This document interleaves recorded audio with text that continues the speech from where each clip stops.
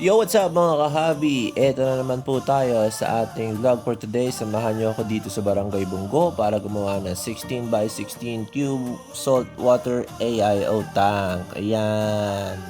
At para sa mga hindi nakakaalam, ang ibig sabihin ng AIO ay all-in-one tank. Kagaya ng nakikita nyo dyan sa video, yung mismong filter niya is nakadikit na doon sa mismong tank.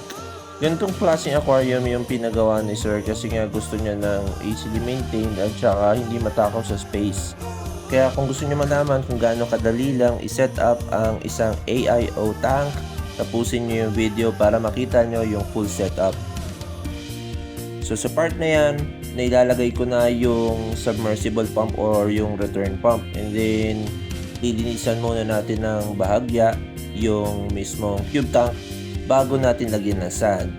At sa part na nga to, shoutout natin si Sir kasi tinulungan niya tayo sa paglilinis ng sand. Gusto niya hands-on siya sa hobby. Para sa sand ng ating saltwater tank, wag na wag po tayong gagamit ng silica sand dahil meron itong silicate na isa sa mga dahilan kung bakit sumusobra ang dami ang algae. Kaya nire-recommend namin sa saltwater tank ay aragonite sand dahil hindi ito nakakaapekto sa pH ng tubig nyo. So sa part na nga to, ikakasana natin yung mga live rocks. So yung mga live rocks na yan, galing yan doon sa main tank natin dito sa Petflix Backyard. So napag-desisyon na namin na yung mga live rocks ko na lang sa main tank ang gamitin para kahit papano may mga good bacteria ng kasama. So yung process na yan tinatawag nating seeding para kahit papano medyo mapabilis yung process ng cycle. Pero hindi dahil nag-seeding tayo hindi na tayo gagamit ng mga water test kits. Dapat pa rin natin i-check ang parameters bago tayo maglagay ng mga livestocks. Pero still, may chance pa rin naman na mapabilis niya yung process. Depende yan sa dami ng ammonia na i-introduce mo. At syempre, itatakal natin yung cycling process na yan sa mga susunod na video.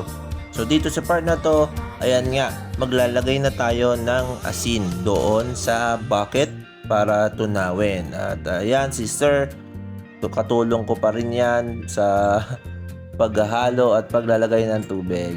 Ayan, so ilalagay na natin yung tubig and wala, puno na.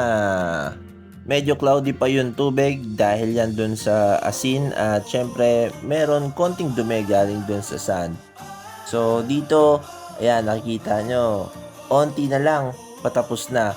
At bago matapos ang lahat, lagyan natin siya ng nitrifying bacteria na makakatulong sa populasyon ng mga good bacteria or anaerobic bacteria.